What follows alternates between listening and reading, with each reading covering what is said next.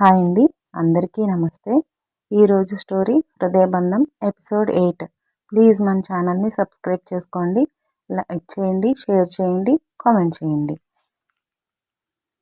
Terrace పైన అభయ్, స్నేహ తమ మనసులోని విషయాలు మాట్లాడుకున్నాక ఇద్దరి మనసులు చాలా తేలికపడ్డాయి. కాలేజీ టైం అవుతూ ఉండటంతో ఇద్దరూ మెల్లగా కిందకి దిగడం ప్రారంభించారు. ఇప్పటి వరకు స్నేహ మనసులో ఉన్న భయాలు, సందిగ్ధాలు అన్నీ తొలగిపోయాయి. అభయ్ తన పక్కన ఉన్నాడనే ధైర్యం ఆమెకి కొండంత బలాన్ని ఇచ్చింది. ఇద్దరూ కారిడార్లోకి వచ్చేసరికి కాలేజీలో స్టూడెంట్స్ హడావుడి మొదలైంది. ఎవరికీ ఎలాంటి అనుమానం రాకుండా ఇద్దరూ కొద్దిగా దూరం పాటిస్తూ తమ తమ క్లాసుల వైపు నడిచారు. స్నేహ క్లాస్ రూమ్లోకి వెళ్ళేసరికి అప్పటికే రమ్య వచ్చి కూర్చుంది. స్నేహ ముఖంలో ఉన్న ఆనందాన్ని చూసి రమ్య వెంటనే కనిపెట్టేసింది. రోజువారీగా ఉండే స్నేహకి, ఈ రోజు కనిపిస్తున్న స్నేహకి చాలా తేడా ఉంది. స్నేహ వచ్చి పక్కన కూర్చోగానే రమ్య ఆమె వైపు ఒక రకమైన చూపు చూస్తూ నవ్వింది. ఏంటి మేడం గారు, ఈరోజు ముఖం అంతలా మెరిసిపోతుంది? ఉదయాన్నే హాస్టల్ నుండి త్వరగా రావడం వెనుక ఉన్న అసలు కథ ఏంటో నాకు చెప్పాలి అని రమ్య సరదాగా ఆటపట్టించింది. స్నేహ తన సిగ్గును దాచుకుంటూ, అబ్బే అదేం లేదు రమ్య, ఉదయాన్నే వెదర్ బాగుందని త్వరగా వచ్చానంతే అని చెప్పే ప్రయత్నం చేసింది. కానీ రమ్య నమ్మలేదు. సరేలే, తర్వాతైనా చెప్పాల్సిందేలే అని నవ్వింది. అంతలోనే లెక్చరర్ క్లాస్లోకి రావడంతో ఇద్దరూ సైలెంట్ అయిపోయారు. లెక్చరర్ పాఠం చెప్తున్నా స్నేహ దృష్టి మాత్రం బోర్డు పైన లేదు. అభయ్ చెప్పిన మాటలే ఆమె మనసులో తిరుగుతున్నాయి. మరోవైపు అభయ్ తన ఆఫీస్ రూమ్లో కూర్చుని ఉన్న అతని ఆలోచనలన్నీ స్నేహ చుట్టూనే ఉన్నాయి. ఉదయం నుంచి జరిగిన విషయాలు తలుచుకుంటూ అతనికి తెలియకుండానే నవ్వుకున్నాడు. శారదా మేడం కూడా స్నేహ పట్ల సానుకూలంగా ఉండటంతో అబ్బాయికి పెద్ద భారమే దిగిపోయినట్లు అనిపించింది. స్నేహ చదువు పూర్తి అయ్యేంత వరకు ఆమెకి ప్రతి విషయంలో తోడుగా ఉండాలని అబ్బాయి నిర్ణయించుకున్నాడు. లంచ్ టైం అవ్వగానే స్నేహ, రమ్య ఇద్దరూ క్యాంటీన్కి వెళ్లారు. క్యాంటీన్లో రద్దీగా ఉండటంతో ఒక ఖాళీ టేబుల్ చూసి కూర్చున్నారు. కొద్దిసేపటికి అబ్బాయి కూడా క్యాంటీన్ వైపు రావడం కనిపించింది. అభయ్ రావడంతో స్టూడెంట్స్ అందరూ ఒక్కసారిగా గమనించడం మొదలుపెట్టారు. అభయ్ క్యాంటీన్ సూపర్వైజర్తో ఏదో మాట్లాడుతున్నట్లు నటిస్తూనే ఒకసారి స్నేహ వైపు చూసి చిన్నగా నవ్వాడు. అభయ్ అలా చూడటంతో స్నేహకి ఒక్కసారిగా కంగారుతో పాటు ఆనందం వేసింది. రమ్య ఇదంతా చూసి, అబ్బో అభయ్ సార్ క్యాంటీన్ తనిఖీకి వచ్చారా లేక నిన్ను చూడటానికి వచ్చారా, నాకు అర్థమవుతుందిలే అని స్నేహని మళ్ళీ ఆట పట్టించింది. అభయ్ అక్కడ పని చూసుకుని వెళ్తూ స్నేహకి సీక్రెట్గా ఒక మెసేజ్ పంపాడు. ఈరోజు క్లాస్ అయిపోయాక లైబ్రరీ వెనుక ఉన్న గార్డెన్ దగ్గర వెయిట్ చేయి, ఒక ముఖ్యమైన విషయం మాట్లాడాలి అని మెసేజ్ పంపించాడు. 4 గంటలకు క్లాస్ ముగియగానే స్నేహ తన బ్యాగ్ సర్దుకుని లైబ్రరీ వైపు నడిచింది. గార్డెన్ వైపు నడుస్తున్నప్పుడు స్నేహ మనసులో రకరకాల ఆలోచనలు తిరుగుతున్నాయి. ఉదయాన్నే అభయ్ తనతో మాట్లాడిన మాటలు, అతని ముఖంలో కనిపిస్తున్న నమ్మకం ఆమెకి ఎంతో ధైర్యాన్ని ఇచ్చాయి. క్లాసెస్ ముగియగానే రమ్యకి చెప్పి లైబ్రరీ వెనుక ఉన్న పాత గార్డెన్ వైపు అడుగులు వేసింది. ఆ ప్రదేశం కాలేజీ ప్రధాన భవనానికి కాస్త దూరంగా ఉండటం వల్ల చాలా ప్రశాంతంగా ఉంటుంది. స్నేహ అక్కడికి చేరుకునేసరికి అబ్బాయి అప్పటికే ఒక పెద్ద చెట్టు నీడలో నిలబడి ఆమె కోసమే చూస్తున్నాడు. అతడు తన చొక్కా చేతులను మడిచి ఆలోచనగా నిలబడి ఉండటం స్నేహ గమనించింది. స్నేహ నడుచుకుంటూ రావటం చూసి అబ్బాయి ముఖంలో ఒక చిన్న చిరునవ్వు కనిపిస్తుంది. ఆమె అతని దగ్గరకు వెళ్ళి నిలబడగానే అభయ్ ఎంతో సాధారణంగా మాట్లాడడం ప్రారంభించాడు. స్నేహ అభయ్ వైపు చూస్తూ, ఏంటి అభయ్, క్లాస్ అవ్వగానే ఇక్కడికి రమ్మన్నారు, అంత ముఖ్యమైన విషయం ఏంటి అని అడిగింది. అభయ్ ఆమె వైపు చూసి నవ్వి, మన ఇద్దరి విషయాలు మనకి ఎంత ముఖ్యమో నీ చదువు, నీ ఫ్యూచర్ కూడా నాకు అంతే ముఖ్యం స్నేహ అని చెప్పాడు. ఆ తర్వాత అభయ్ తన పక్కన ఉన్న బ్యాగ్ నుంచి ఒక బ్లూ కలర్ నోట్బుక్ తీసి స్నేహ చేతికి అందించాడు. స్నేహ ఆశ్చర్యంతో దాన్ని అందుకొని తెరిచి చూసింది. అందులో రాబోయే సెమిస్టర్ ఎగ్జామ్స్కి సంబంధించిన ఇంపార్టెంట్ సబ్జెక్టుల నోట్స్, ప్రాజెక్ట్ డీటెయిల్స్, కొన్ని ఇంపార్టెంట్ బుక్స్ లిస్ట్ చాలా నీట్గా అర్థమయ్యేలా రాసి ఉన్నాయి. అభయ్ నిన్న రాత్రంతా కూర్చుని తన కోసం ఇదంతా ప్రిపేర్ చేశాడని అర్థమై స్నేహకి చాలా సంతోషంగా అనిపించింది. అభయ్, దీనికోసం మీరు రాత్రంతా మేల్కొని కష్టపడ్డారా? నా చదువు గురించి మీరు ఇంతలా ఆలోచిస్తారని నేను అసలు అనుకోలేదు అని స్నేహ అంది. అభయ్, నువ్వు కాలేజీలో మంచి మార్కులు తెచ్చుకోవాలి స్నేహ, దానికి నా వంతు చిన్న హెల్ప్ ఇది అని చెప్పాడు.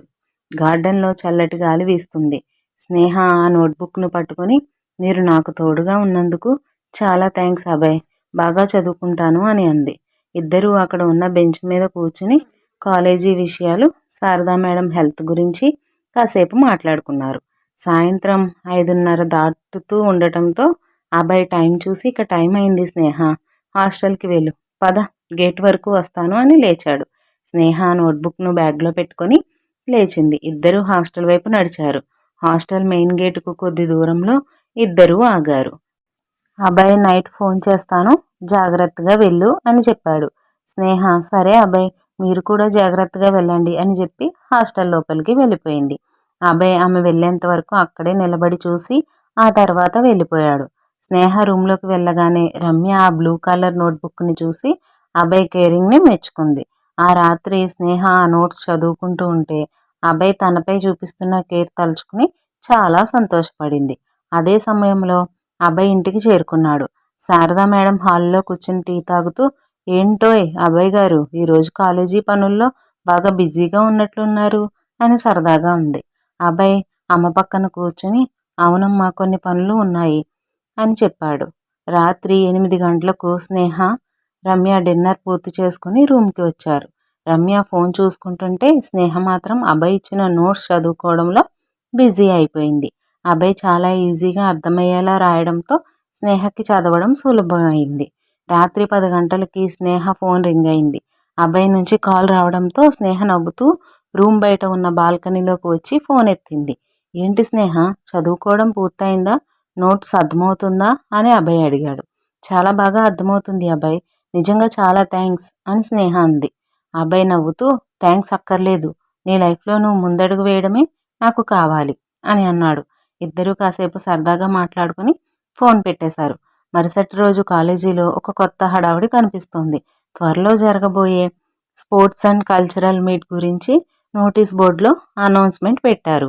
కాలేజీ కింద మెయిన్ హాల్లో ఉన్న నోటీస్ బోర్డు దగ్గర స్టూడెంట్స్ అందరూ గుమ్మిగూడి ఈవెంట్స్ వివరాలు చూస్తున్నారు. రమ్య స్నేహ కూడా అక్కడ నిలబడి ఈవెంట్స్ లిస్ట్ చూశారు. రమ్య స్నేహ భుజం తట్టి, స్నేహ నువ్వు ఖచ్చితంగా క్విజ్ అండ్ సోలో సింగింగ్ కాంపిటీషన్లో పేరు ఇవ్వాలి, నీ వాయిస్ ఎంత బాగుంటుందో నాకు బాగా తెలుసు కదా అని అంది. స్నేహ కొంచెం సందేహిస్తూ, నాకు అందరి ముందర వెళ్ళి స్టేజ్ మీద పాడాలంటే కొంచెం భయంగా ఉంది రమ్య, నేను క్విజ్లో మాత్రమే పార్టిసిపేట్ చేస్తాను అని అంది. అంతలోనే అభయ్ తన ఆఫీస్ రూమ్ వైపు వెళ్తూ నోటీస్ బోర్డు దగ్గర ఉన్న విద్యార్థులను గమనించాడు. స్నేహను చూసి పాల్గొను, ఏం భయం లేదు అన్నట్లుగా సైగ చేశాడు. అభయ్ ఇచ్చిన ఆ చిన్న ధైర్యంతో స్నేహ తన మనసు మార్చుకొని, సరే రమ్య, సింగింగ్ కాంపిటీషన్లో కూడా నా పేరు రాయి అని చెప్పేసింది. మధ్యాహ్నం క్లాసెస్ ముగిసిన తర్వాత స్నేహ లైబ్రరీకి వెళ్ళి కాంపిటీషన్స్ కోసం కావలసిన కొన్ని రిఫరెన్స్ బుక్స్ వెతకడం మొదలుపెట్టింది. ఆ సమయంలో లైబ్రరీ చాలా ప్రశాంతంగా ఉంది. స్నేహ ఒక పెద్ద షెల్ఫ్ దగ్గర నిలబడి పుస్తకాలు చూస్తుండగా అభయ్ అక్కడికి వచ్చి నిలబడ్డాడు. స్నేహ వెనక్కి తిరిగి చూసి అభయ్ని చూడగానే చిన్నగా నవ్వింది. ప్రిపరేషన్స్ గట్టిగానే జరుగుతున్నాయా అని అభయ్ సరదాగా అన్నాడు. స్నేహ నవ్వుతూ, అవును అభయ్, కానీ అందరి ముందర పాడాలంటే కొంచెం టెన్షన్గా ఉంది అని అంది. అభయ్ ఆమెతో, నీలో మంచి టాలెంట్ ఉంది స్నేహ, నువ్వు బాగా పాడతావు, నీ మీద నీకు నమ్మకం ఉంచు, మిగతాది నీకే అర్థమవుతుంది అని ధైర్యం చెప్పాడు. ఆ మాటలు స్నేహలోని భయాన్ని తగ్గించాయి. ఆ రోజు నుంచి స్నేహ ప్రతిరోజు క్లాసెస్ అయిపోయాక హాస్టల్ రూమ్లో పాటలు ప్రాక్టీస్ చేయడం మొదలుపెట్టింది. రమ్య ఆమె పక్కనే ఉంటూ ఎక్కడైనా తప్పులు ఉంటే సరిదిద్దేది. అభయ్ కూడా ప్రతి సాయంత్రం ఫోన్ చేసి స్నేహ ప్రాక్టీస్ ఎలా సాగుతుందో అడిగి తెలుసుకునేవాడు. ఆమెకి ఏ అవసరం వచ్చినా తోడుగా నిలిచేవాడు. రోజులు వేగంగా గడిచిపోయాయి. కాలేజీ కల్చరల్ ఫెస్ట్ ముందు రోజు ఆడిటోరియంను చాలా అందంగా అలంకరించారు. లైటింగ్, సౌండ్ సిస్టమ్స్ అన్నీ సరిగ్గా ఉన్నాయో లేదో అభయ్ స్వయంగా నిలబడి పర్యవేక్షిస్తున్నాడు. స్నేహ, రమ్య కూడా ఆడిటోరియం ఒక పక్కన కూర్చుని ఫైనల్ రిహార్సల్స్ చూస్తున్నారు. అభయ్ స్టేజ్ పై నుంచి స్నేహ వైపు చూసి ఆల్ ది బెస్ట్ అని సైగ చేశాడు. స్నేహ నవ్వుతూ తల ఊపింది. ఆ రాత్రి హాస్టల్లో స్నేహ తన పాటకు సంబంధించిన ప్రాక్టీస్ పూర్తి చేసుకుని త్వరగానే నిద్రపోయింది. చివరకు అందరూ ఎదురు చూస్తున్న కల్చరల్ ఫెస్ట్ రోజు రానే వచ్చింది. కాలేజీ ఆవరణ అంతా విద్యార్థుల కోలాహలంతో చాలా సందడిగా మారింది. స్నేహ ఈరోజు ఒక సింపుల్ అండ్ అందమైన ట్రెడిషనల్ డ్రెస్లో కాలేజీకి వచ్చింది. రమ్య ఆమె చేయి పట్టుకొని, ఈరోజు నువ్వు చాలా బాగా పాడతావు, కాన్ఫిడెంట్గా ఉండు అని ఉత్సాహపరిచింది. ప్రోగ్రాం ప్రారంభమైంది. శారదా మేడం అబ్బాయి ముందు వరుసలో కూర్చున్నారు. ముందుగా జరిగిన క్విజ్ కాంపిటీషన్లో స్నేహ టీం ఫస్ట్ ప్లేస్ సాధించింది. అది చూసి శారదా మేడం, అబ్బాయి ఇద్దరూ చాలా హ్యాపీ ఫీల్ అయ్యారు. చివరగా సోలో సింగింగ్ కాంపిటీషన్ స్టార్ట్ అయింది. యాంకర్ స్నేహ పేరు పిలవగానే ఆడిటోరియంలో అందరూ చప్పట్లు కొట్టారు. స్నేహ మెల్లగా స్టేజ్ పైకి వెళ్ళి మైక్ ముందు వచ్చి నిలబడింది. మొదటి వరుసలో కూర్చుని తన వైపు చూస్తున్న అబ్బాయిని చూడగానే ఆమెకి టెన్షన్ తగ్గి ధైర్యం వచ్చింది. స్నేహ తన స్వీట్ వాయిస్తో పాట పాడడం ప్రారంభించింది. పాట పూర్తయ్యేసరికి ఆడిటోరియం అంతా చప్పట్లతో నిండిపోయింది. అభయ్ ముఖంలో గర్వం, సంతోషం స్పష్టంగా కనిపించాయి. ప్రాజెక్టులు, ఎగ్జామ్స్, కల్చరల్ ఫెస్ట్ అన్ని విజయవంతంగా ముగియడంతో కాలేజీకి కొద్ది రోజులు హాలిడేస్ ఇచ్చారు. విద్యార్థులందరూ తమ తమ ఊళ్ళకు వెళ్ళడానికి బ్యాగులు సర్దుకుంటున్నారు. హాస్టల్లో రమ్య కూడా తన లగేజ్ ప్యాక్ చేసుకుంటూ, స్నేహ, నువ్వు ఈ సెలవుల్లో ఎక్కడికి వెళ్ళడం లేదా అని అడిగింది. స్నేహ చిన్నగా నవ్వి, నేను హాస్టల్లోనే ఉంటాను రమ్య, కొన్ని ప్రాజెక్ట్ వర్క్స్ ఉన్నాయి అని చెప్పింది. రమ్య తన బ్యాగ్ తీసుకుని, జాగ్రత్తగా ఉండు స్నేహ, ఊరికి వెళ్ళాక ఫోన్ చేస్తాను అని చెప్పి వెళ్ళిపోయింది. రమ్య వెళ్ళిపోయాక హాస్టల్ రూమ్ చాలా ఖాళీగా అనిపించింది. స్నేహ విండో దగ్గర నిలబడి బయటపడుతున్న సాయంత్రం ఎండను చూస్తోంది. అంతలోనే అబ్బాయి నుంచి కాల్ వచ్చింది. స్నేహ, హాస్టల్లో అందరూ ఊళ్ళకు వెళ్తున్నారు కదా, నువ్వు కూడా ప్యాక్ చేసుకున్నావా అని అడిగాడు. స్నేహ, లేదు అబ్బాయి, నేను హాస్టల్లోనే ఉంటున్నాను, నాకు ఇక్కడే ప్రశాంతంగా ఉంటుంది అని చెప్పింది.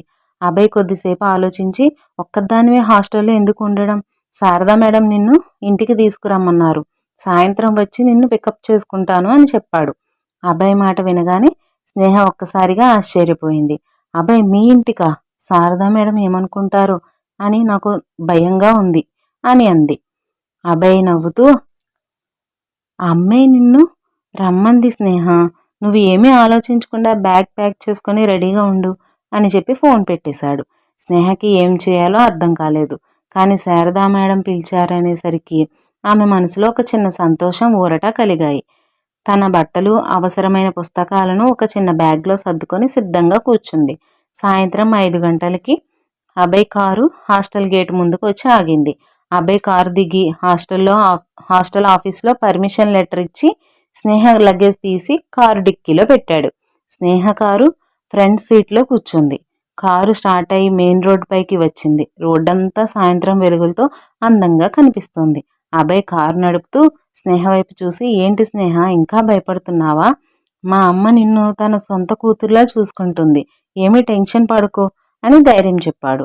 స్నేహ అభయ్ వైపు చూసి, భయం కాదు అభయ్, నాలాంటి దానికి మీరు మీ కుటుంబం ఇస్తున్న ప్రాధాన్యత చూస్తుంటే నాకు చాలా సంతోషంగా ఉంది అని అంది. అభయ్, నువ్వు చాలా మంచిదానే స్నేహ, నీకు మంచి జరగాలని మేమందరం కోరుకుంటున్నాము అని చెప్పాడు. కొద్దిసేపటి ప్రయాణం తర్వాత కారు అభయ్ ఇంటి ముందు ఆగింది. ఆ ఇల్లు చాలా పెద్దగా, అందమైన గార్డెన్తో ప్రశాంతంగా ఉంది. స్నేహ కారు దిగి ఆ ఇంటి వైపు చూసింది. ఇంటి గుమ్మం దగ్గర శారదా మేడం నిలబడి నవ్వుతూ ఎదురొచ్చింది. స్నేహను చూడగానే ఆప్యాయంగా దగ్గరకు తీసుకొని, రామ్మా స్నేహ, లోపలికి రా, హాస్టల్లో ఒక్కదానివే ఉండి ఏం చేస్తావు, అందుకే నిన్ను ఇక్కడికి రమ్మన్నాను అని అంది.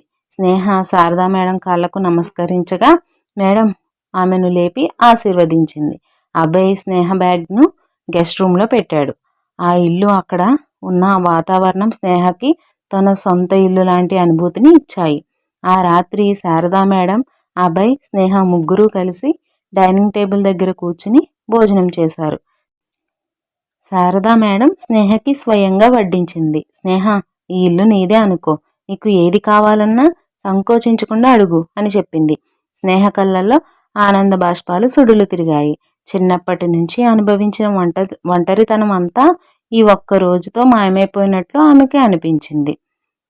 అభయ్ స్నేహముఖంలో ఉన్న ఆనందాన్ని చూసి మనసులోనే మురిసిపోయాడు. ఈ స్టోరీ మీకు నచ్చితే ప్లీజ్ లైక్ చేయండి, షేర్ చేయండి, కామెంట్ చేయండి, సబ్స్క్రైబ్ చేసుకోండి.